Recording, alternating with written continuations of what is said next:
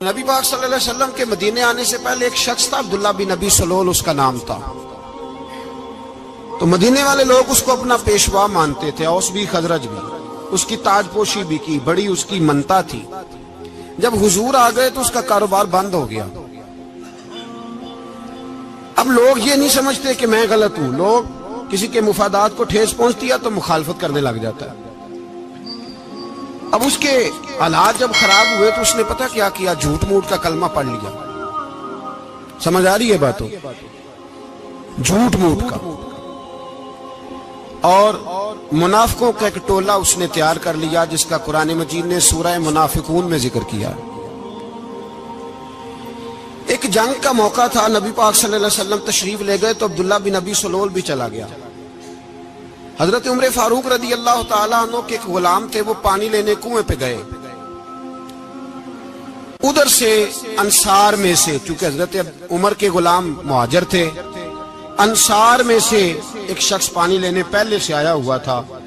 پانی بھرنے میں کوئی اختلاف ہو گیا، جھگڑا ہو گیا، مار کٹائی تک نوبت آ گئی۔ حضرت عمر کے غلام نے کچھ چیز مار دی، اس شخص کو زخمی ہو گیا۔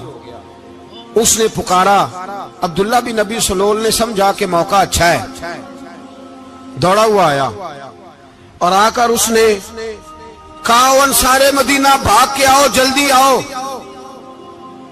اور بڑے غلط جملے استعمال کیے۔ کہنے لگا، اگر ان لوگوں کو تم اپنا بچا کچا کھانے کو نہ دیتے مہاجروں کو تو آج یہ تمہارے سر پہ نہ بیٹھتے۔ معاذ اللہ، ایسی باتوں پہ کہا کریں، بولے یہ روزمرہ کی گفتگو میں عادت بنائیں، کوئی ایسی بات کرنی ہو تو معاذ اللہ استغفر اللہ کہہ کے کرنی چاہیے۔ اس نے کہا کہ معاذ اللہ، اب ان کو بچا کچا نہ دیں تو یہ ہمارے سر پہ نہ بیٹھتے۔ شور کیا اس نے۔ ہمارے ہاں بھی سیانے بندے پنچایت کے لوگ، وہ کہتے ہیں تو اس برادری کے بچے سے ہی مار کھا ہے، پتہ ہی نہیں چلا، جا اسے مار کے آ، سر پھاڑا، یہ کہا پھوڑ دے اس کا سر، اور دیکھ میں دیکھ لوں گا بعد میں جو ہوگا۔ یہ عقل مند لوگوں کے مشورے نہیں، یہ جاہل لوگوں کے مشورے۔ ناراض نہ ہونا، پر یہ نبی پاک صلی اللہ علیہ وسلم نے فرمایا ہے، حضور کا فرمان ہے۔ یہ کن لوگوں کا کام ہے؟ بول کے بتائیں، بول کے۔ پڑھے لکھے سیانے بندے اس طرح کے مشورے یہ بالکل نہیں دیتے، جاہلوں کا کام۔ پکارا، مہاجر سارے اکٹھے ہو گئے، انصار سارے آ گئے، اور جب انصار آئے تو مہاجرین کو بھی پکارا، مہاجر بھی آ گئے۔ اب وہ گتھم گتھا ہونے لگے تو کسی نے جا کے محبوب پاک کے کان میں کہا، یا رسول اللہ، وہاں تو مہاجر انصار لڑنے لگے، وہ پرانی لڑائیاں پھر سے جاگ گئی ہیں۔ نبی پاک تشریف لائے، حضور نے وہاں لفظ بیان کیے، فرمایا یہ تم نے کیا جاہلوں جیسا کام شروع کیا ہوا ہے؟ یہ کون سا کام ہے؟ اللہ کرے ہم سب اس کام سے باز آ جائے، آمین تو کہنا۔ اور تو اس برادری دے منڈے کوئی مار کھائے، برادری کیا ہوتی ہے؟ برادری تو تعارف کے لیے، اونچ نیچ کہاں سے آ گئی؟ کہا میرے رسول پاک علیہ الصلوۃ والسلام نے، فرمایا تم جاہلوں جیسے کام کر رہے ہو۔ صلح کرائی، بات رفع دفع کرائی، لوگ چلے گئے، معاملہ ٹھنڈا ہو گیا۔ لیکن عبداللہ بن سلول نے کہا کہ میں یہ موقع خالی نہیں جانے دوں گا۔ پھر گیا وہ، اور جا کے انصار مدینہ سے کہنے لگا، ایک دفعہ جا لینے دو مدینے، تم نے میری بات نہیں نہ سنی، جو وہاں بڑے سردار بیٹھے ہیں ان سے بات کروں گا، اور معاذ اللہ ثم معاذ اللہ ہم ان بے عزت لوگوں کو مدینے سے نکال دیں گے، وہاں صرف عزت والے رہیں گے۔ یہ غلط جملے اس نے ادا کیے جس کو قرآن پاک نے سورہ منافقون میں بیان فرمایا ہے۔ اس نے یہ بات کی، ایک صحابی تھے حضرت زید رضی اللہ تعالیٰ عنہ، وہ سن رہے تھے، آ کے عرض کی، یا رسول اللہ صلی اللہ علیہ وسلم، عبداللہ بن ابی سلول تو اس طرح کہہ رہا ہے کہ مدینے جا کے عزت والے دوسروں کو نکال دیں گے، اور تم اگر اپنا بچہ انہیں نہ دیتے تو معاذ اللہ آج یہ ایسا نہ کرتے۔ حضرت عمر نے بھی سن لیا،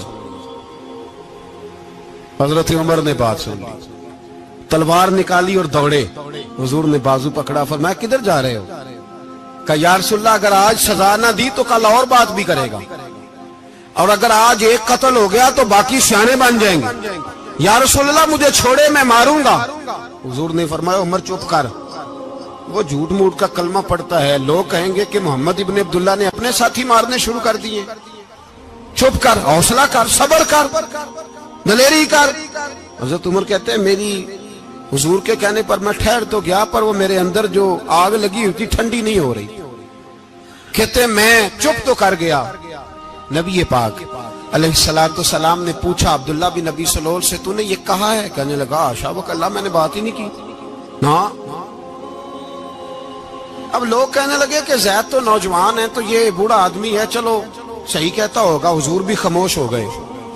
اللہ پاک نے قرآن مجید نازل فرما دیا، فرمایا اللہ نے سن لی ان کی بات جنہوں نے یہ کہا ہے، اور پھر لفظ بڑے حسین ہے، فرمایا یہ کہتے ہم عزت والے ہیں؟ نہیں، وَلِلَّهِ الْعِزَّةُ وَلِرَسُولِهِ وَلِلْمُؤْمِنِينَ، فرمایا عزت تو اللہ کے پاس ہے، اللہ کے رسول کے پاس ہے، اور عزت تو مومنوں کے پاس ہے، مومنین کے پاس عزت ہے۔ یہ قرآن پاک نے سارا مضمون بیان کر دیا کہ عبداللہ بن ابی سلول غلط کہتا ہے اور حضرت زید صحیح کہتے۔ حضور نے کچھ نہیں فرمایا، جا رہا ہے قافلہ۔ جب مدینے کی سرحد آ گئی نا، حدود مدینہ منورہ کی شروع ہوئی، تو عبداللہ کا اپنا بیٹا، اس کا نام بھی عبداللہ بن عبداللہ تھا، اپنا بیٹا اس کا بڑا مخلص جانثار غلام تھا میرے رسول پاک صلی اللہ علیہ وسلم کا، وہ تلوار لے کے مدینے کی حد پہ کھڑا ہو گیا اور کہنے لگا میرے باپ تو نے اتنی بے ایمانی کے لفظ کہے کہ میں ان کو نکال دوں گا؟ کہے اپنی زبان سے کہ میں ذلت والا ہوں، رسول پاک کو اللہ نے بڑی عزت عطا فرمائی، کہے ورنہ میں تیری گردن کاٹ دوں گا۔ بول، کہے حضور بھی عزت والے اور نبی پاک کے غلام بھی عزت، کہے اپنی زبان سے، کہے میرے رب کا یہ فرمان ہے وَرَفَعْنَا لَكَ ذِكْرَكَ، حبیب میں خود تیرے لیے تیری شانوں کو بلند فرما دوں گا۔ تو کہا تو دشمن ہو کے کہنے لگا میرے بیٹے مجھے معاف کر دے، مصطفیٰ تو بڑی عزتوں والے، ان کے غلام شانوں والے۔ جب بیٹا تلوار لے کے سامنے کھڑا ہوا، شہرت ہوئی، اب نبی پاک نے حضرت عمر کی طرف دیکھا، کہا عمر تیری بات صحیح تھی، اب جو ہوا یہ زیادہ صحیح تھا، وہ میں نے تجھے کہا حوصلہ کر، تدبر کر، وقت کا انتظار کر، یہ صحیح ہوا کہ وہ صحیح تھا۔ تو حضرت عمر فاروق کہنے لگے یا رسول اللہ میں گواہی دیتا ہوں آپ واقعی اللہ کے سچے رسول ہیں صلی اللہ علیہ۔ اتنی اچھی رائے، وقت فیصلہ کرتا ہے، تدبر سے چلے، دانائی سے چلے، علم پیدا کریں، بردباری۔ ہمیں کئی دفعہ سجدہ صاف کرنا پڑتا ہے، ہم جو کہتے ہیں بات اس کے الٹ نکل آتی ہے۔ ہم کسی شخص کے بارے میں کچھ تبصرہ کر بیٹھتے ہیں، کچھ عرصے کے بعد ہمیں پتہ چلتا ہے کہ وہ تو ایسا تھا ہی نہیں، ہم نے غلط بات کر۔ ہم بغیر تحقیق کے، بغیر تفتیش کے، حوصلہ نہ ہونے کی وجہ سے، صبر نہ ہونے کی وجہ سے ہم بہت سارے کام کر گزرتے ہیں، پھر ہمیں نقصان ہوتا ہے۔ اپنی زندگی میں حلم نہ چھوڑیں، حوصلہ نہ، لڑائیاں ہوتی ہیں نا گھروں میں، اس کی وجہ خامد ہوتا ہے، بیوی نہیں ہوتی۔ یہ بات گھر جا کے بتانا کہ آج انہوں نے کہا۔ لڑائی کی وجہ کون ہوتا ہے؟ نہ بولو تسی، پر میں تے آنکھ ہی چھڑیا ہے، وہ تو ریکارڈ ہو گیا ہے۔ لڑائی کی وجہ کون ہے؟ جڑے باتیں لڑتے ہیں وہ کندے ہی نہیں پے۔ وجہ کون بنتا ہے جی؟ کیوں بلا؟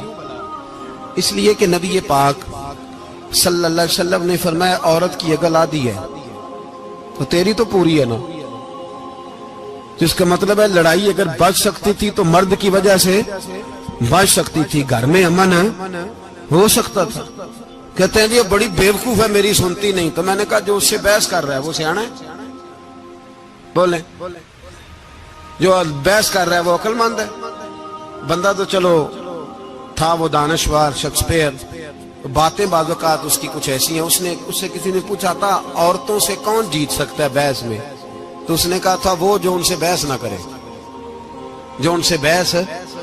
تو بھائی تو وجہ اس لیے کہ حوصلہ تو نہیں کرنا تھا۔ نبی پاک علیہ السلام نے فرمایا بی بی ٹیڑھی لکڑی ہے، سیدھی کرنے کی کوشش کرو گے تو ٹوٹ جائے گی، سیدھی تو پھر کتنا بیوقوف ہے جو پتھر سے سر رگڑ رہا ہے، کتنا نادان ہے جو یہ حرکت کر رہا ہے، دریا میں چھلانگ لگا کے کہتا ہے ڈوبوں گا نہیں۔ تو بھائی حوصلہ پیدا کرے، علم پیدا کرے۔ بہت ساری ایسی باتیں کرے کہ جس میں اشتعال آئے گا، فٹافٹ 3 لفظ طلاق کے دے دیے، اب بھاگا گیا مفتی صاحب کے پاس، اوہو 4 بچوں کا کیا بنے گا؟ اور یہ بات پکی ہے کہ بچوں کو صرف ان کی ماں ہی پال سکتی ہے، ان کی ماں۔ تو بات مجھے نہیں بھولتی، ایک شخص نے بیوی کو طلاق دے کے دوسری شادی کی. اس کا بیٹا تھا 10 سال کا. اس نے اپنے بیٹے سے کہا کہ بیٹے بتا پرانی اماں صحیح تھی یا یہ صحیح ہے؟ اس نے کہا نہیں ابا وہ تو جھوٹ بڑے بولتی تھی، یہ صحیح ہے. وہ جھوٹی تھی، وہ جھوٹ بڑے بولتی تھی میری سگی اماں، یہ سچ بولتی ہے. اس نے کہا وہ کیسے؟ کہنے لگا اس لیے کہ میں کوئی شرارت کرتا تھا تو میری سگی اماں مجھے تھپڑ مارتی تھی اور کہتی تھی تجھے روٹی نہیں دے رہی، جا دوڑ جا گھر سے. تو میں دوڑ جاتا تھا تو جھوٹ بولتی تھی نہیں دینی، پھر آدھے گھنٹے کے بعد مجھے ڈھونڈنے لگ جاتی تھی، ڈھونڈ کے لاتی تھی، پھر میری منت کرتی تھی، پھر مجھے کہتی تھی نہ مجھے ستایا کر، پھر میرا ماتھا چومتی تھی، پھر میری مرضی کا کھانا بنا کے دیتی تھی، پھر میرے منہ میں لقمے ڈالتی تھی. جھوٹی تھی، پہلے کہتی ہے نہیں دینی پھر پیچھے بھاگتی ہے. یہ سچی ہے، میں شرارت کرتا ہوں تو تھپڑ مار کے نکالتی ہے، پھر میں منتیں کرتا ہوں پر روٹی نہیں دیتی، پیر پکڑتا ہوں نہیں دیتی، سچ بولتی ہے، اپنی بات پہ ڈٹ جاتی.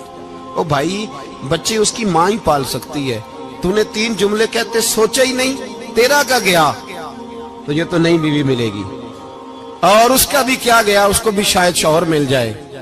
ان پھولوں کی پرورش صرف ان کا مالی کر سکتا ہے، دوسرا کر سکتا؟ تو نے حوصلہ ہی نہیں کیا. ٹھیک ہے غلطی بیوی کی تھی پر تو مرد تھا نا، تیرے پاس تو دلیری تھی.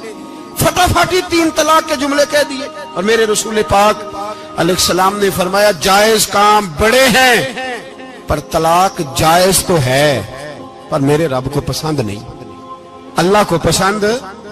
تو نے مالی بگا دیا جس نے تیرے گھر کا باغ سینچنا تھا. تو بھائی یہ حوصلہ نہیں، درجنوں طلاقیں، 20 کیس، اور ابھی وہ شادی کے پورے کپڑے نہیں پہنے تو طلاق پہلے. اس کی وجہ یہ کہ حوصلہ نہیں، صبر نہیں، رضا نہیں، ہم احساس نہیں کرتے. اگر تو یہ سمجھ جائے کہ بس اللہ نے جو میرے لیے بہتر سمجھا مجھے دے دیا، صحیح ہے میری آزمائش ہے، کیا ہے کچھ ہے جو اس نے بہتر سمجھا مجھے اس نے، پھر تو سکھی ہو جائے، تیرے لیے جینا آسان ہو جائے، پھر تو بہت ساری پریشانیوں سے آزمائشوں سے دور ہو جائے. میرے نبی پاک علیہ السلام نے ہمیں حوصلہ کرنے کا حکم دیا، دلیری. 2-3 سال شاید پچھلے سال یا اس سے پچھلے سال حج کے موقع پہ نا ہمارے پاکستان میں تو بڑے بڑے انوکھے واقعات ہوتے ہیں نا، سننے سے کیا میں کہتا ہوں وہ عبرت کے لیے ہوتے ہیں. جعلی ویزے لگوا دیے حج کے کسی ایجنٹ نے، اللہ کے مہمانوں کو بھی لوگ لوٹ لیتے ہیں، جعلی ویزے لگوا دیے. اور مزے کی بات یہ ہے کہ پاکستانی ایئرپورٹ سے گزر بھی گئے وہ ویزے والے، اور احرام باندھے لوگ جدے پہنچ گئے. 4 آدمی تھے، انہوں نے ویزا دیکھا تو کہا نقلی آپ کو واپس جانا پڑے گا. اگلی فلائٹ سے وہ لوگ واپس آئے. آپ مجھے بتائیے ان کی جب وہ چھوٹے چھوٹے کلپ آئے، میڈیا نے ان کی باتیں سنی تو ان کے آنسو نہیں تھمتے تھے. ایک آدمی احرام باندھ کے گیا ہے، معمولی سمجھتے ہیں آپ؟ میرے جیسا غریب آدمی کبھی اس نے ارادہ کیا اور مدینے جانے کا لیٹ ہو جائے تو کلیجہ پھٹنے کو آتا ہے. کچھ مجبوریاں پیروں میں آ جائے، نہ جا سکے تو پتہ نہیں کتنی توبہ کرنے کو دل کرتا ہے کہ کہیں غلطی تو نہیں ہو گئی، کوئی ایسی بات تو نہیں نکل گئی. یقین کرے طبیعت پریشان ہو جاتی، یار کوئی ایسا کام تو نہیں ہوگا جس کی وجہ سے یہ بات ہوئی. 4 آدمی لوٹ آئے، حالات خراب ہو گئے، لوگ رو رو کے قصے سناتے تھے. لیکن میرے رسول پاک علیہ السلام کا حوصلہ دیکھو. حضور کعبے کا بھی کعبہ، حضور مالک، حرم کے مالک مطلق، جن کے صدقے اللہ نے کعبہ کو بیت اللہ بنایا. حاجیو آؤ شہنشاہ کا روضہ دیکھو، کعبہ تو دیکھ چکے اب کعبے کا بھی کعبہ دیکھو. حضور 1400 صحابہ کو لے کے گئے عمرہ کرنے. مقام حدیبیہ پر پہنچے تو کافروں نے روک لیا، ہم عمرہ نہیں کرتے. تو اور میں خادم اور جو وارث و مالک ہیں 1400 صحابہ ہم نہیں عمرہ کرنے دیتے، واپس جائیے. صلح لکھی جا رہی ہے. صلح کی شرطیں کیا ہیں؟ مکے سے کوئی آدمی غلطی سے بھی مدینے چلا گیا، مکے کا آدمی، تو مسلمان اگر ان کے ظلم سے تنگ آ کے، مکی مسلمان کافروں کے ظلم سے تنگ آ کے مدینے چلا گیا تو مدینے والے واپس کریں گے. اور اگر مدینے سے کوئی شخص غلطی سے بھی مکے چلا گیا تو مکے والے واپس نہیں کریں گے. اتنی سخت شرائط.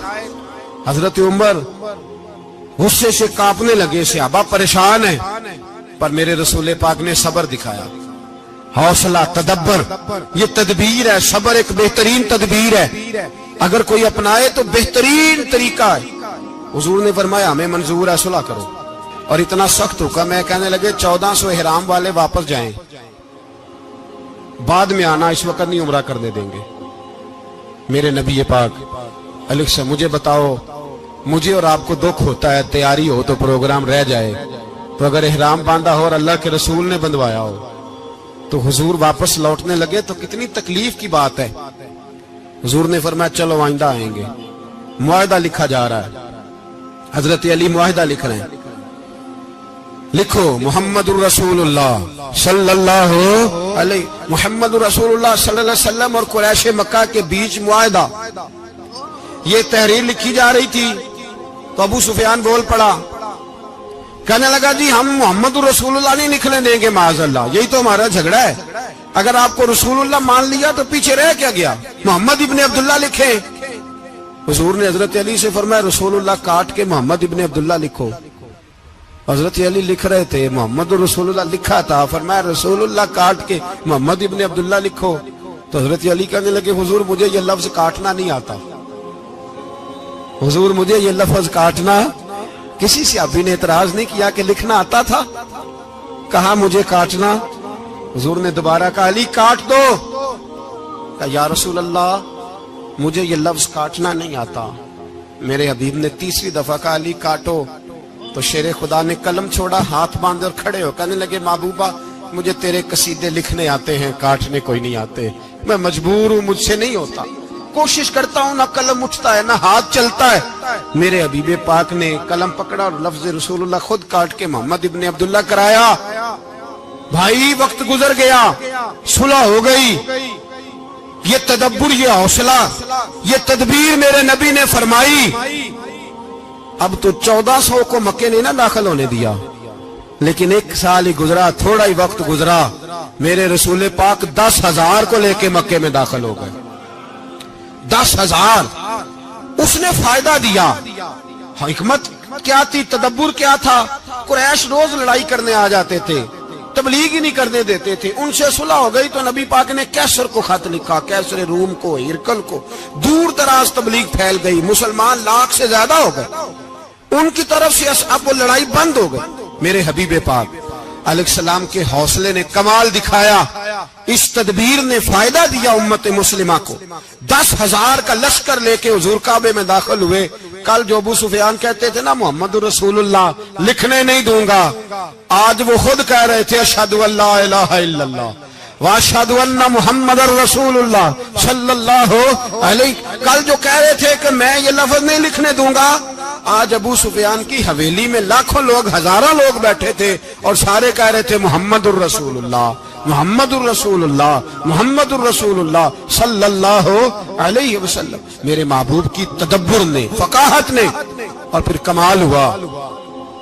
1400 کہاں اور 1,44,000 کہاں. 1400 کہاں اور 1,44,000. 1400 کو نہیں جانے دیا عمرہ کرنے. میرے رسول پاک 1,44,000 کو لے کے حج کرنے چلے گئے. حضور نے حج کیا, ہر طرف لبیک لبیک کی صدائیں بلند ہوئی. یہ میرے نبی پاک کا تدبر ہے, حوصلہ ہے. اگر وقتی طور پہ حوصلہ کر جاؤ گے, دلیری کر جاؤ گے, آنے والا وقت آسان ہو جائے. حوصلہ نہیں, صبر نہیں, سکون نہیں, 2-4 باتیں, یہاں تک کہ لوگ ابا جی کی بات برداشت نہیں کرتے. ایسے جملے کہہ دیتے ہیں جو دوبارہ پلٹ کے نہیں آتے. ماں کو لفظ نہیں بولتے, باپ کی روح تک چھلنی کر دیتے ہیں وہ جملے.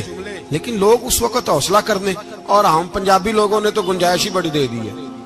کہتے بچہ ہے جے, ایک ہی ہے, ایک میں حوصلہ کرے کی ہے ماشاءاللہ. تو اگر جوان ہو گیا تو کہتے ہیں گرم خون ہے, مکہ کم. اگر بوڑھا ہو گیا تو کہتے ہیں بوڑھوں میں حوصلہ نہیں ہوتا, نہ بچے میں نہ.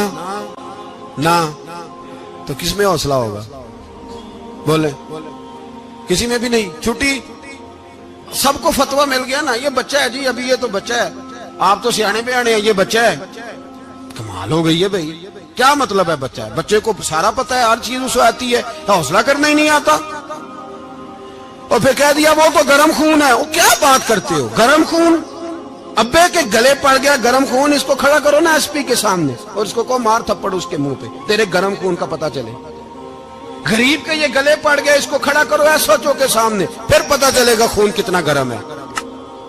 وہاں بالکل چپ ہے, بالکل خاموش ہے. اور گرم خون اس کا صرف اماں کے لیے, جلال صرف رہ گیا اگر غریب گھر کی بیٹی بیاہ کے لایا تو صرف اس کے لیے.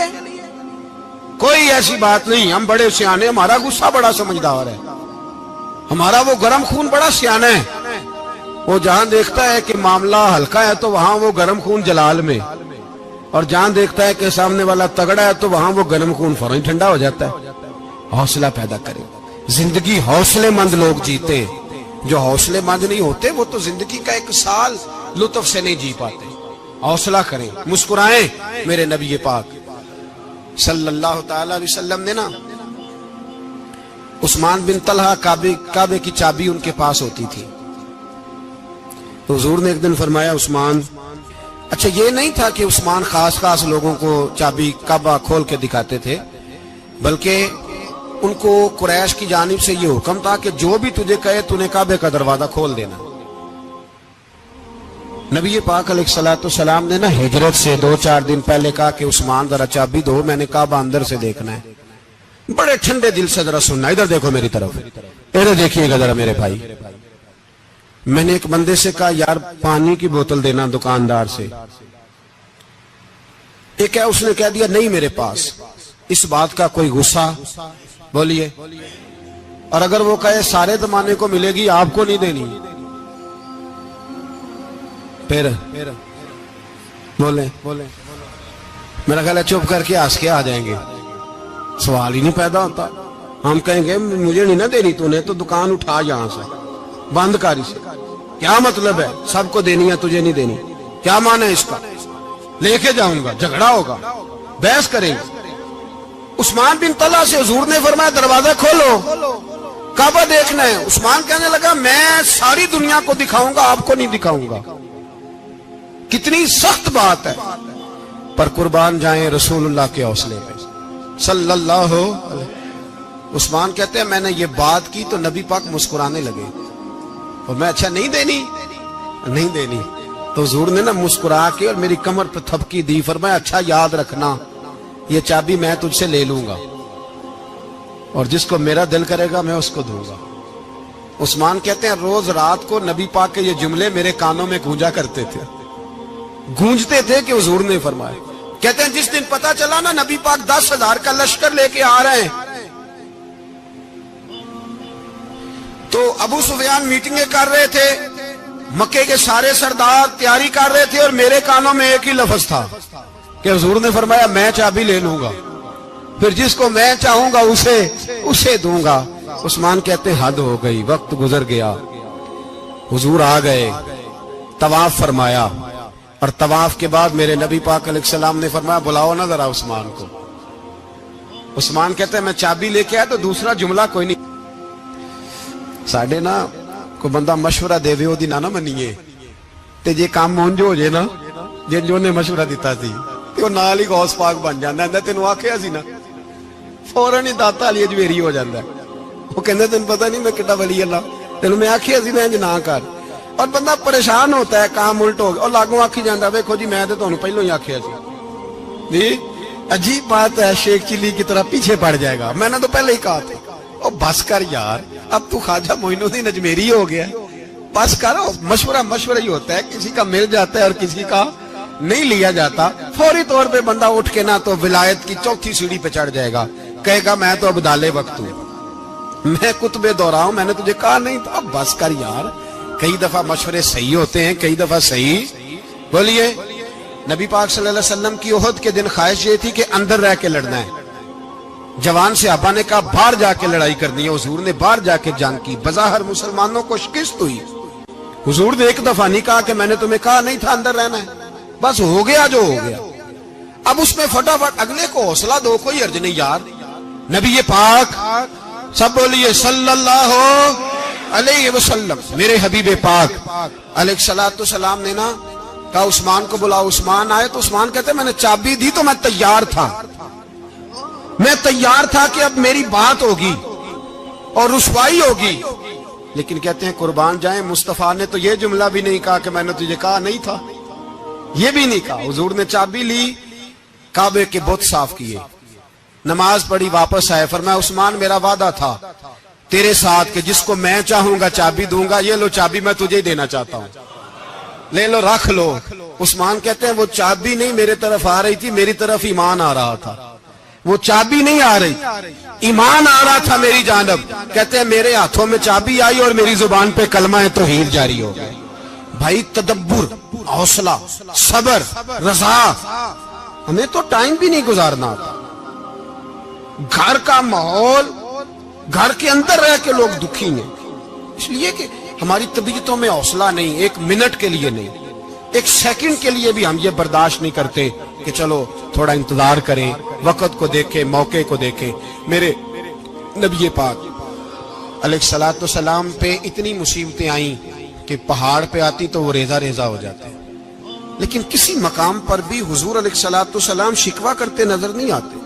ہم غریبی کا رونا روتے ہیں، ہر چوتھا آدمی کہتا ہے بڑا غریب ہوں، لیکن میرے نبی پاک علیہ الصلوۃ والسلام نے چوتھے دن کھجور کھائی، سرکہ کھایا ہے اور موٹے بان کی چارپائی پہ آرام کیا. حضرت عمر نے کہا حضور کتنی تکلیف ہے؟ فرمایا عمر کوئی تکلیف نہیں، تھوڑا سا تو وقت ہے، جنت میں جائیں گے، ساری نعمتیں اللہ نے ہمارے لیے تیار کی ہوئی. راضی بالرضا، راضی بالرضا، کوئی کسی قسم کا مسئلہ نہیں. ہمیں آزمائشیں آتی ہیں، تکلیفیں آتی ہیں، بیماریاں آتی ہیں، لوگ چھوٹی چھوٹی بات پر پریشان ہو جاتے ہیں، ذرا ذرا سی بات پر شکوہ کرتے ہیں. میرے رسول پاک علیہ السلام نے فرمایا جب میرا رب کسی کو بیمار کرتا ہے تو 2 فرشتوں کو بھیجتا ہے، جاؤ میرے بندے کی تیمارداری کر کے آؤ.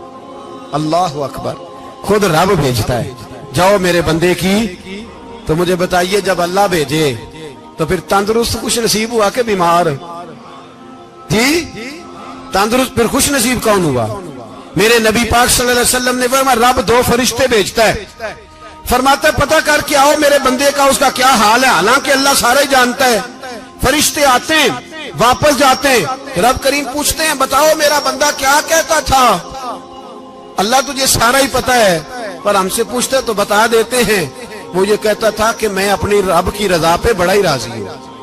وہ تیری حمد کر رہا تھا، تیری تعریف کر رہا تھا، تیرا شکر کر رہا تھا، تیرے لیے کلمات حمد بیان کر رہا تھا. تو میرے نبی پاک علیہ السلام فرماتے ہیں، اللہ فرشتوں سے فرماتا ہے سنو پھر اگر میں اپنے بندے کو اس بیماری میں شفا دوں گا تو اس تندرستی سے زیادہ اچھی تندرستی دوں گا جو پہلے اسے عطا کی ہوئی تھی، پہلے سے اچھی صحت دوں گا. اور اگر اسے اس بیماری میں موت دوں گا تو پھر مرتے ہی اس کے لیے میں جنت کا فیصلہ فرما دوں گا. بھائی جب تو راضی بالرضا رہتا ہے، راضی بالرضا، بڑی سادی سی بات ہے بھائی. آپ گھر گئے روٹی مانگی تو اگر کسی نے کہا نا کہ اتنی تھکاوٹ ہے ٹائم پہ آیا کرے اس وقت، تو روٹی تو وہ بھی مل گئی اور اس میں لذت، وہ سکون نہیں، وہ سکون نہیں. میری اماں جی سالن پکا کے رکھ لیتی تھی تو روٹی جب بھی کوئی مانگتا تھا تو تازی بنا کے دیتی تھی، ان کی طبیعت تھی. تو میں اکثر ان سے کہتا کہ اماں جی پکا کے رکھ دیا کرو. تو کہتے تمہیں خوشی نہیں ہوتی جب تمہاری اماں تازی پکا کے دیتی ہے؟ خوشی ہوتی ہے، طبیعت میں خوشی ہوتی ہے. ان کا مزاج تھا، ذوق تھا، تو ہم سمجھتے تھے یار یہ بڑی سعادت کی بات. تو آپ گھر گئے رات کو تو گھر والوں سے کہا روٹی، تو فوراً اٹھے، فوراً، اور انہوں نے کھانا تازہ بنایا اور ساتھ یہ بھی کہا باہر سے نہ کھایا کرے بندہ بیمار ہو جاتا ہے. کتنی ٹھنڈک پہنچتی ہے آدمی کے دل کو، سکون ملتا. تو بھائی بیماری تو آپ نے کاٹ لی، لیکن ساتھ کہو ہو بڑا بیمار ہوں، میں نے تو اتنے گناہ بھی نہیں کیے، ظلم بھی نہیں کیا، کسی کو کچھ بھی. اب بیماری تب بھی کٹ گئی، پر بڑی آزمائش، مریض ڈاکٹر کے گلے پڑ رہا ہے، اس کے لواحقین جھگڑے کر رہے ہیں، بیماری وہ بھی کٹ گئی. اور ایک بیمار وہ ہے جو چارپائی پہ لیٹا ہے اور کہتا ہے جس طرح میرا اللہ راضی اسی طرح میں بھی راضی. تو بیماری اس کی بھی کٹ گئی. حضرت یونس علی نبینا علیہ الصلوۃ والسلام نے ایک دن حضرت جبریل امین ملنے آئے تو جناب یونس علیہ السلام کہنے لگے اے جبریل اللہ کے نیک بندوں میں جو اللہ کو اس وقت سب سے زیادہ پسند ہے نبیوں کے بعد، توجہ کرنا بات پر، جو سب سے زیادہ اللہ کو پسند ہے نبیوں کے بعد ولیوں میں، اور سب سے زیادہ اللہ جس کو اللہ کی بارگاہ میں عبادت گزار لکھا جاتا ہے، میری اس بندے سے ملاقات کراؤ۔ تو حضرت جبریل نے جناب یونس علیہ السلام کو ساتھ لیا تو ایک شخص کے پاس پہنچے جو آنکھوں سے اندھا تھا، دونوں ہاتھ اس کے سلامت نہیں تھے اور پورے جسم میں پیپ جاری تھی، ریشہ تھا۔ جب جا کے السلام علیکم کہا نا حضرت یونس نے، اس نے وعلیکم السلام کے بعد پہلا لفظ پتہ کیا کہا؟ اس نے کہا یا اللہ تیرا شکر ہے، یا اللہ تیرا، آپ بھی ادا کریں اللہ کا شکر، یا اللہ تیرا، اللہ تیرا شکر ہے۔ تو حضرت یونس علیہ السلام کہنے لگے تو شروع سے اس طرح کا ہے، نابینا بھی اور ہاتھوں سے معذور بھی اور سارا جسم شروع سے؟ تو بڑے ہی خوبصورت لفظ اس بیمار نے کہے، کہنے لگے نہیں حضور میں بالکل ٹھیک ٹھاک تھا، جب تک میرے رب نے چاہا کہ یہ دنیا کو دیکھے تو تب تک اس نے مجھے آنکھیں دیں، اور جب اس نے چاہا کہ اب اس کا دیکھنا بہتر نہیں تو اس نے واپس لے لی۔ تو یا اللہ تیرا شکر ہے، اللہ تیرا شکر ہے۔ پھر کہا جب تک اس نے چاہا کہ میرے ہاتھ رہے تب تک رہے، جب اس نے چاہا کہ میرے لیے بہتر نہیں تو اس نے لے لیے، تو یا اللہ تیرا شکر ہے۔ جب تک اس نے چاہا کہ میرا جسم صحیح و سلامت رہے تو رہا، اور جب اس نے چاہا کہ میرے لیے بہتر نہیں تو مجھے بیمار کر دیا، تو یا اللہ تیرا شکر ہے۔ تو حضرت یونس علیہ السلام کہنے لگے جبریل واقعہ یہ اللہ کا سب سے زیادہ شکر گزار بندہ ہے، سب سے زیادہ عبادت گزار بندہ ہے، سب سے زیادہ۔ میرے نبی پاک علیہ السلام نے فرمایا میرا مومن ہر حال میں ہی نفع میں ہے، نعمت ملے تو شکر کر کے نفع، مصیبت آئے تو صبر کر کے نفع، اپنی زندگی میں تحمل، بردباری، علم پیدا کرے، حوصلہ پیدا کرے۔ ہر آنے جانے والے شخص کے مزاج کے مطابق اسے نہ ملے، اپنا مزاج صحیح رکھے، اپنی طبیعت کے مطابق اپنے ماحول کو برقرار رکھے۔ علم کے ساتھ گزارا کرو گے تو رشتہ داروں سے بھی بنی رہے گی، دوستوں سے بھی بنی رہے گی، ہر ایک سے تعلق رہے گا۔ اور اگر آپ کے اندر یہ حوصلہ نہیں تو پھر سارے معاملات پریشانی کا شکار ہو جائیں گے۔ یہ تو آج کا مضمون تھا۔ ہمیں نا لوگ مشورہ دیتے ہیں، کہتے ہیں پیر صاحب درویشوں کو سیاست کی بات نہیں کرنی چاہیے، دیتے ہیں نا مشورہ لوگ، جی تھوڑا تھوڑا بول دیں، تھوڑا تھوڑا دیتے ہیں نا۔ اگرچہ ہم ان کی بات نہیں مانتے، اس لیے کہ اقبال نے کہا تھا جدا ہو دین سیاست سے تو رہ جاتی ہے چنگیزی، جدا ہو دین سیاست سے تو، اور پہلا فکرہ یہ ہے کہ جلال بادشاہی ہو یا جمہوری تماشا ہو، جدا ہو دین سیاست سے تو رہ جاتی ہے۔ اس نے کہا جب سیاست اور دین علیحدہ علیحدہ ہوتے ہیں تو چنگیز خان اور ہلاکو خان پیدا ہوتے ہیں۔ سیاست جب تک مسجد کے اندر رہتی ہے تب تک پاک صاف رہتی ہے، وہ گندی ہوتی تب ہے جب مسجد سے نکل جاتی ہے۔ حضرت علی کے زمانے تک مسجد میں رہی، پاک صاف رہی، یزید باہر لے گیا تو گندی ہو گئی، حضرت عمر بن عبدالعزیز دوبارہ مسجد میں لے آئے تو پھر پاک ہو گئی۔ لیکن پھر بھی ایک ساتھی نے مجھے کہا تو اس کی بات میں سب کی باتیں نہیں مانتا، اس کی بات میری سمجھ میں آئی۔ وہ کہنے لگا جی اصل بات یہ ہے کہ سیاسی تبصرے تجزیے ہم اخباروں میں ٹی وی پہ جا کے بیٹھے، جا کے بڑی مہربانی میری طرف دیکھیں، وہ ہم سنتے رہتے ہیں تو ہمارا دل کرتا ہے مسجد میں صرف ہم رسول اللہ کا پیار ہی سنیں۔ تو میں نے کہا یار تیری بات دل کو لگتی ہے، یہ بات صحیح ہے، چلو یہ نیت اچھی ہے، یہ تیرا نظریہ ٹھیک ہے، مان گئے ہم۔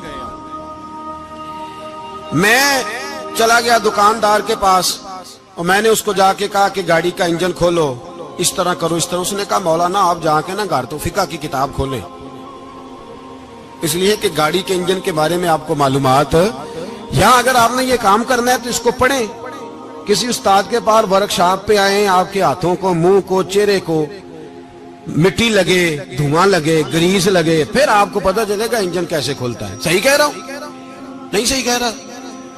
دعا گلا تو یہاں کر چڑی جائے، صحیح کہہ رہا ہوں جی۔ اگر مولوی کو اجازت نہیں سیاست کی بات کرنے کی اور مولوی کو اجازت نہیں کہ انجن کی بات کرے تو سیاستدان کو اجازت ہے دین کی بات کرنے کی؟ یہاں تو وہ آئے نا مدرسے میں پڑھے، پورا دین حاصل کرے، پھر وہ بولے تو پھر تو ٹھیک ہو گیا، لیکن جب اسے سورت اخلاص بھی سیدھی نہیں آتی تو فتوے دینے کی اس کو ضرورت ہے کوئی؟ بولے نا یار، کیوں چھیڑتے ہیں سیاست؟ ہم نہ پچھلے جمعے جلوس نکالنا چاہ رہے تھے ختم نبوت کی ترمیم کے حوالے سے، حکومت وقت نے کہا کہ ہم واپس لیتے ہیں، تو میرے بہت سارے دوستوں نے کہا جی نکالنا چاہیے، انہوں نے کیا کیوں؟ میں نے کہا یار لوگوں کو بھی پریشان نہیں کرنا چاہتے، ہماری اپنی سڑکیں ہیں، کسی کو بس ٹھیک ہے، انہوں نے واپس لے لی تو بات ختم ہو گئی، ہم مان گئے، تسلیم کر لیا۔ اتنا ہمارا مطالبہ ہے کہ اس آدمی کو ضرور سزا دو جس نے یہ ترمیم کی ہے، لیکن ہم نہیں کرتے، کوئی نہیں نکلے، نہیں نہ نکلے بولے۔ تو وزیر قانون صاحب کو کیا مصیبت بنی ہوئی ہے نیا فتویٰ دینے کی؟ کہ ہے کوئی شوق انہیں دینا چاہیے فتویٰ؟ کہتے نہیں مرضیوں میں ہمارے درمیان تھوڑا ہی فرق ہے۔ مجھے یوں لگتا ہے کہ یہ جان بوجھ کر کوئی نہ کوئی ایسی شرارت کرتے ہیں جس سے لوگ اشتعال میں رہے، جان بوجھ۔ حلم، حوصلہ، صبر ذات کے بارے میں تو ہے، لیکن اگر کوئی رسول پاک کی بے ادبی کرے تو پھر حوصلے کی بات ہے ہی نہیں، پھر تو جہاد کی بات ہے۔ اور میں دیانتداری سے مسجد میں باوضو بیٹھ کر جمعے کے دن مشورہ دیتا ہوں حکومت کو اور وزیر قانون کو مشورہ دیتا ہوں کہ نہ فرعون کی حکومت ساری زندگی رہی، نہ نمرود رہا، نہ جاج بن یوسف رہا، نہ یزید رہا، اور یار درباری بن کے حکمرانوں کی چاپلوسی کرتے کرتے تم یہاں تک آ گئے ہو کہ اب نبی پاک کی عزت کو ہاتھ ڈالنا شروع کر دیا ہے۔ اور آپ یقین کریں سیاسی جماعتوں کا اتنا برا حال ہے کہ ان کے لیڈر کے بارے میں کوئی بات کرے تو پاگل ہو جاتے ہیں یہ احتجاج کر کر کے، اور اس نے ڈائریکٹ کہہ دیا کہ ختم نبوت کا مسئلہ ہی کوئی نہیں، جو دین کی بنیاد ہے، کسی کو پرواہ نہیں۔ مجھے تو ان لوگوں کی فکر ہو رہی ہے جن لوگوں نے انہیں ووٹ دیے ہیں، وہ اللہ کو کیا جواب دیں گے۔ اور یہ اللہ ماشاءاللہ ساری سیاسی جماعتیں اس طرح کی۔ اور میرا وزیر قانون صاحب کو بھی مشورہ ہے کہ زندگی بڑی تھوڑی ہے، بڑی تھوڑی، اللہ سب کو معاف کرتا ہے، اپنے رسول کے غداروں کو معاف نہیں کرتا۔ اور یہاں تمہاری گاڑیوں پہ جھنڈے لگے ہوئے ہیں، وہاں بھی تمہارے جھنڈے لگیں گے، پر اس لیے لگیں گے کہ یہ غدار ہیں ناموس رسالت کے، یہ جھنڈے لگیں گے۔ شرم کرو اور ڈر جاؤ، بس کر دو، تمہارے منہ میں اب دانت پورے نہیں رہے۔ کوئی شوگر کا مریض ہے تو کوئی بلڈ پریشر کا، تو کوئی ہارٹ کا، تو کوئی کینسر کا۔ شرم کرو اور اپنی قبر کی بھی تھوڑی سی فکر کرو۔ بتاؤ پاکستان کے کتنے صدر گزرے، وزیر اعظم گزرے، تو ان کی قبریں کہاں ہیں؟ کوئی جاتا ہے ان کی قبروں پہ؟ کسی کو خبر ہے؟ کیوں اپنے لیے جہنم کٹھی کرتے؟ سارا کچھ دنیا داری رہ گئی ہے، سارا کچھ صرف یہی رہ گیا۔ حضرت ابو بکر سردار تھے، حضرت عمر سردار تھے قبیلے، حضرت عثمان سردار تھے، انہوں نے سرداریوں کو ٹھوکر مار کے رسول اللہ کے قدموں میں بیٹھنا پسند کی، سرداریاں چھوڑ کے غلام بن گئے۔ تم سرداریاں بچانے کے لیے رسول اللہ کی غداری کرتے ہو، شرم نہیں آتی؟ اور قوم شکوہ ہے مجھے ان لوگوں سے جو مولوی تو کہہ دیتے ہیں تو سیاست نہ کر، اور کسی سیاستدان کو منع نہیں کرتے کہ جب تجھے سورت فاتحہ بھی نہیں آتی تو تجھے کس نے اجازت دیا اتنی بڑی بات؟ اور میں نے پچھلے جمعے بھی کہا تھا، پھر کہتا ہوں اور آن دی ریکارڈ کہتا ہوں، مرزائی کل بھی کافر تھے، آج بھی کافر، اور قیامت تک، اور جو ان کے کفر میں شک کرے وہ بھی، اور پکا بے ایمان ہے، کافر ہے، وہ وزیر قانون ہو یا صوبائی ہو یا وفاقی ہو۔ من شک فی کفر ہی فقط کفر، جو مرزائی کے کفر میں شک کرے وہ بھی کافر ہے۔ ہمارے رسول آخری رسول ہیں، ہم کسی کو یہ اجازت نہیں دیں گے کہ وہ ختم نبوت میں رکھڑا ڈالنے کی کوشش کرے، ہم کسی کو یہ اجازت ہے۔ اور تم نے قوم کو لوٹا، لوٹتے رہو، اب ایمان پہ ڈاکے تو نہ ڈالو۔ تمہیں دولت لوٹ کے پیٹ نہیں بھرا، اب ایمان لوٹنا شروع کر لیا۔ تمہارا فیکٹریاں لوٹ کر، قومی خزانہ لوٹ کر پیٹ نہیں بھرا، بھائی مانو اب دین بیچ کر اپنی حکومتیں پکی کرو گے۔ اور وہ لوگ بھی تیار ہو جائیں جو ان بھائی مانوں کو منتخب کرتے ہیں، ان سے بھی سوال کرے گا ختم نبوت کا موضوع قیامت کے دن کہ تم بتاؤ، ان کو سپورٹ کرتے تھے جو رسول اللہ صلی اللہ علیہ وسلم کے بعد بھی کسی نبی کو نبی ماننا درست جانتے تھے۔ شرم آنی چاہیے، خیال ہونا چاہیے۔ اور میں نے کہا کہ ہمارا دل نہیں چاہتا، آپ یقین کریں، ہمیں شوق ہے جلوس نکالنے کا، تمہارے خلاف باتیں کرنے کا۔ تم نے روز تھرمامیٹر نکالا ہوتا ہے، چیک کرتے ہو کہ ایمان کتنا ہے کتنا نہیں ہے۔ یہ پاکستان اگر صوبہ سندھ ہے تو حضرت عبداللہ شاہ غازی کا ہے، اگر بلوچستان ہے تو حضرت بابا عبد الرحمان کا ہے، اور اگر پشاور ہے تو وہ صوفیاء کا ہے، اور اگر یہ دھرتی پنجاب ہے تو یہ داتا علی اجویری کی ہے، یہ بابا فرید الدین کی ہے۔ اس میں کسی غدار کو قبضہ کرنے کی اجازت بالکل نہیں ملے گی، اور ہم وہ لوگ بھی نہیں جو چپ کر کے اندر سوتے رہیں، قوم جو کرتی ہے کرتی رہے، ہمیں پرواہ نہیں، نہ ایسی کوئی بات نہیں۔ کوئی بندہ نہ سمجھے کہ انہیں ہوش نہیں، انہیں پتہ نہیں، ہمیں سارا کچھ ہی آتا ہے۔ پھر اگر کل کو کوئی ممتاز قادری پیدا ہو گیا تو شکوہ نہ کرنا، کل کو کوئی پھر سے عامر چیمہ نکل آیا تو شکایت نہ کرنا، یاد رکھنا۔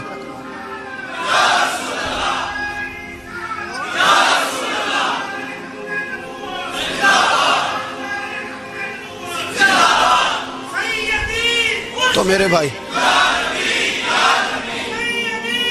کھول کے بولے یا نبی رسول کے صلی اللہ علیہ وسلم۔ تو یہ مشورہ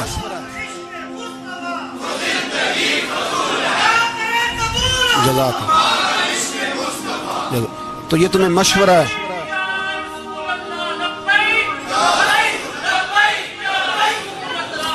میری بات سنیں، یاد رکھیں، یہ لوگ بعد میں پچھتاتے ہیں، پھر مناظرے کراتے پھرتے ہیں، اس نے صحیح کیا کہ غلط کیا، پھر انہیں ہوش آتی ہے بعد میں، پھر ان کے ہواری نکل کے میدانوں میں دلیلیں دیتے ہیں۔ اس لیے ہمارا مشورہ ہے انہیں کہ یہ اپنی حد میں رہیں، اور جو کام تمہارے ذمہ، میں نے کہا نا تم نے بڑا لوٹا، یہ قوم روز تمہیں موقع دیتی ہے لوٹنے کا، یہ موقع دیتی ہے، تو تم نے دولت لوٹ کے پیٹ نہیں بھرے، اب ایمان لوٹنے کے چکر میں آ گئے ہو۔ یاد رکھو، مسلمان گناہگار ہیں، غدار نہیں ہیں۔ تمہیں دولت لوٹنے کا تو شاید موقع مل گیا ہے، پر ایمان لوٹنے کا موقع نہیں ملے گا، تو اس لیے اس کو لگام دو۔ اور ویسے بھی کتا جو پالتو ہوتا ہے نا، اس کو گھر کے اندر سنگلی سے باندھ کے رکھنا چاہیے۔ یہ تمہارے بوٹ چاٹتے ہیں، بھونکتے ہیں تمہارے حق میں، وزارتیں لیتے ہیں، ہم نے تو کوئی وزارت نہیں لی تم سے، اور نہ ہمیں شوق ہے، اس لیے کہ ممبری کیا کرنی ہے جس کو ممبر رسول عطا کر دیا جائے، اس نے کیا کرنی ہے یہ ممبریاں جس کو پکا ممبر رسول دے دیا جائے، تو اس لیے اس سے باہر آؤ۔ میں نے کہا بڑے بڑے نمرود، فرعون، قارون دفن ہے، تمہارا بھی نام تک نہیں ہوگا، بالکل نام نہیں ہوگا۔ اس لیے ہمارا مشورہ، اور آپ لوگ بھی آئے نا یہ اگلے سال، تو ان کو کھڑا کر کے پوچھ لینا، اسلامی جمہوریہ پاکستان کا تم نے MPM میں نے بننا ہے، پہلا کلمہ ہی صحیح سنا دو، چلو خدا کا واسطہ یہی بتا دو کہ تمہیں نماز بھی ڈھب سے آتی ہے کہ نہیں، اور آپ کی موج ہے، آپ بٹھا لیتے ہیں سر پہ، کیا کریں، سمجھانے والے مفت گناہگار ہو گئے اور بہکانے والے سب تمہارے یار ہو گئے۔ اس لیے یہ چھیڑتے ہیں جان بوجھ کے، اور پھر جب کوئی ممتاز قادری علیہ رحمہ پیدا ہوتے ہیں، پھر انہیں دشواری ہوتی ہے، پھر ان کا جینا مشکل ہو جاتا ہے۔ یہ موقع دیتے ہیں، پتہ نہیں کس کے ایجنڈے پہ عمل کر رہے ہیں۔ میرا سوال یہ ہے، میں نے پچھلے جمعے پھر میرا سوال ہے کہ میں پوچھتا ہوں، اس آدمی کو ضرورت کیا ہے ختم نبوت پر بات کرنے، جب امت مسلمہ کے متفقہ فیصلہ ہے کہ مرزائی کافر، اسمبلی نے بل پاس کر دیا کہ مرزائی، ان کو اقلیت قرار دے دیا، اور جب سے وہ اقلیت بنے، نہ ہم نے ان کی عبادت گاہ جلائی، نہ ہم نے ان کو قبروں سے نکالا، نہ ہم نے، بس ٹھیک ہے جیسے عیسائی رہتے ہیں، یہودی سے کس ملک میں رہتے ہیں وہ بھی رہیں، اقلیت بن کرے، کوئی اعتراض، پر تم انہیں کھینچ کھونچ کے کیوں قریب کرتے ہو؟ تمہارا کیا جرانہ ہے ان کے ساتھ؟ بتاؤ تو صحیح۔ ان لوگوں سے ان کو چاہیے اپنے منہ میں لگام ڈالیں، اور اگر نہیں ڈالیں گے پھر انشاءاللہ ڈالی جائے گی، اور بڑی تگڑی ڈلے گی، اور پھر ایسی ڈلے گی۔ سلمان تاثیر جب مرا تھا نا تو 5-5 لاکھ روپیہ مولویوں کو آفر کی جنازہ پڑھاؤ، 5-5 لاکھ روپیہ چھوٹے چھوٹے مولویوں کو۔ اور داتا صاحب کی مسجد کے خطیب بھی صوبائی جو تھے، وہ خطیب تھے، ملازم تھے، انہوں نے کہا کہ ایمان نہیں بھیجنا، نکالنا نوکری سے تو نکال دو۔ اور بادشاہی مسجد کا مولوی جس کا پتہ نہیں چلتا، کبھی کدھر چلا جاتا ہے کبھی کدھر، یہاں تو وہ بھی کھڑا ہو گیا، اس نے کہا نا ایمان نہیں بیچنا۔ گورنر ہاؤس کی مسجد کا امام کہنے لگا کہ بخشا جانا نہ جانا یہ تو رحمت الہی کا معاملہ ہے، پر اتنا گندا جنازہ نہیں پڑھنا، اتنا گندا جنازہ نہیں ہم پڑھیں گے، مرنے کے بعد تمہارے جنازے نہیں پڑھے جاتے، تمہاری قبریں خراب ہوتی ہیں، کدھر ہیں تمہاری دولتیں؟ اور وہ مولوی آج تک پتہ ہی نہیں کدھر گیا جس نے اس غلیظ کا گندا جنازہ پڑھایا. تو بھائی اپنی قبر اشر کو جب جہاں تمہارے جنازے نہیں پڑھے جا رہے تو وہاں تمہارا کیا حال ہوگا. اس لیے ان لوگوں کو چاہیے کہ اپنی زندگی اس طرح گزاریں کہ کچھ نہ کچھ منہ لے کے سرور کائنات کے پاس چلے جائیں, ورنہ ایسا نہ ہو کہ یہاں بھی پھٹکار اور وہاں بھی پھٹکار. اس لیے ہمارا مطالبہ ہے حکومت سے کہ شرم کرو اور ایسے بھائیمانوں کو, کالے ناگ جو تم نے بھرتی کیے ہوئے, ان کو نکالو, اور اگر تعریفیں کروانی ہو, تلوے چٹوانے ہو تو اندر کمروں میں ان سے چٹوا لیا کرو. ان سے کہو کہ یہاں ہماری نوکری کرو, باہر نکل کے رسول اللہ صلی اللہ علیہ وسلم کے دین کے بارے میں گفتگو نہ کرو. اس لیے کہ اللہ تبارک و تعالیٰ نے اس دین کے اندر بڑا حسن اور بڑا جذبہ رکھا ہوا ہے, بڑا وقار ہے. ہمارا مطالبہ ہے حکومت سے کہ ختم نبوت کے مسئلے پر کوئی سیاستدان گفتگو نہ کرے. آپ تائید کرتے ہیں اس بات کی؟ اس پر کوئی سیاستدان کوئی گفتگو.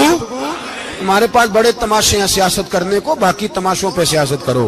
یہ رسول اللہ کی ناموس کا معاملہ ہے, یہ چھیڑنے کی تمہیں اجازت ہو.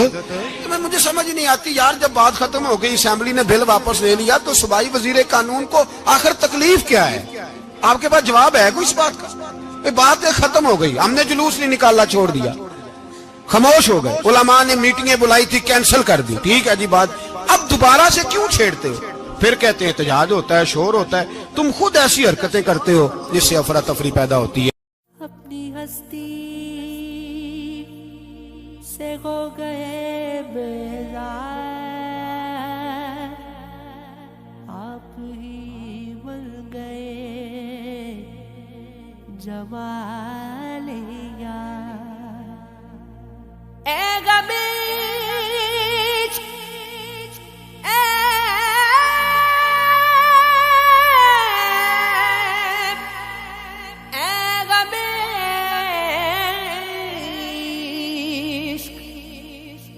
کرم ہے تیرا, مٹ گئے ہیں خودی کے سب آثار. آنکھ سے ملا